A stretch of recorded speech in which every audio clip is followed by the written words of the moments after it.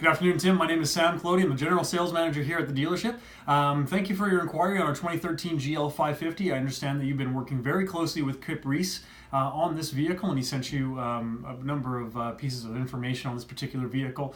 One of the things that you were inquiring about was off of the CarProof, and you were wondering why the vehicle had seen the service facility so much in a short period of time.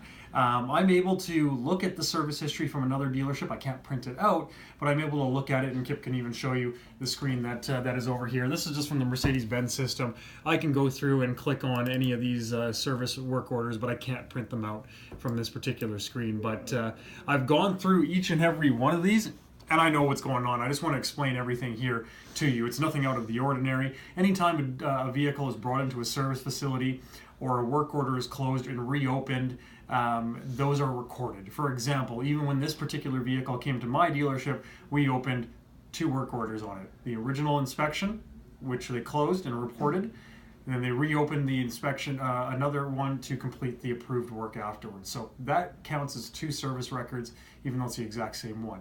The reason that they do that, depending on what's happening at the dealership, if they want to close hours in one particular month, say for example it's November 30th, and they want to close that inspection in that time to record their hours, because that's what you have to do. You can't have open work orders carrying into the next month. They close that off and they reopen it in the next, right? So that happened here at our store, but I wanted to go over each and one of these things here with you. So on the CarProof, very straightforward here. We have the pre-delivery inspection. Now this is only Mercedes stuff that I can look up that happened at 26 kilometers. This one here, there's no record of it at the Mercedes-Benz dealership, so I'm not too sure what facility this record happened at. The next one was a tire repair, then a trim piece that was loose in the vehicle, service. Now these ones here, this is where I believe the concern that you had was. This one here is for a sensor. For a collision prevention assist. Now the customer, when I looked in the system there, was reporting that the collision prevention assist warning was going off intermittently when there's no vehicles around. I actually have had this happen in my GLA a number of times as well. Those radar sensors are extremely sensitive.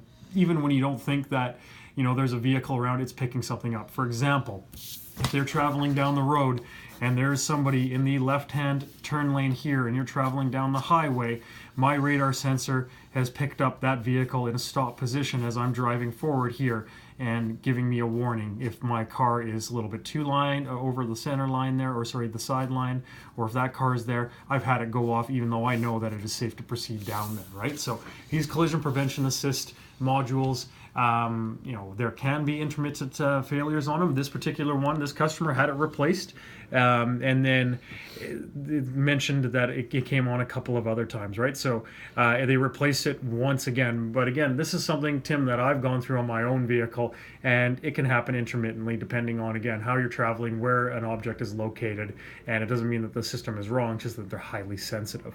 Then the other ones are service, and then tires on there, right? So there you have it. There's nothing abnormal about the service history. Again, everything is recorded at a dealership. That is how we have to do things. We can't just bring a car in, not look at it and not record it. We have to look at it, and everything is recorded because the technician's time is obviously run on every work order that they're looking at. So getting into the payment structure for our particular vehicle, I recently sale priced this one down from $71,999 down to $68,999, which is a phenomenal price on this particular vehicle. Very well priced in the marketplace.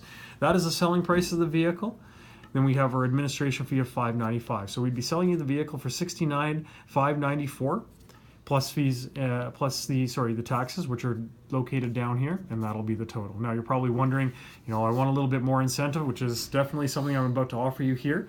What I can offer you is a 3-month payment waiver that is on for the month of February right now, due to the auto show. It's the auto show event.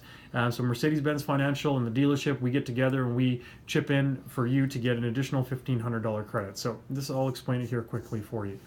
We have scenario 1 and scenario 2.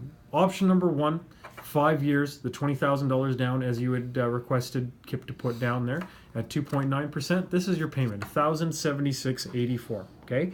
How the payment waiver would work is $500 is taken off each of the first 3 payments, and you only pay the difference until obviously the credit is gone. So for 3 months, you would be paying a lower payment of $500 less than this amount here. If you want to go to the 6-year term, same $20,000 down, the 500 will come off of that for the first 3 months. Okay, so that's how it's structured. That is the that's a phenomenal deal on this particular vehicle. And I hope that is a good enough explanation in terms of the service history on the vehicle. Again, nothing abnormal on there that I could see. I went through it in detail as well. And any questions, feel free to call me directly. Again, my name is Sam. I'm the General Sales Manager here at the dealership. Thanks so much.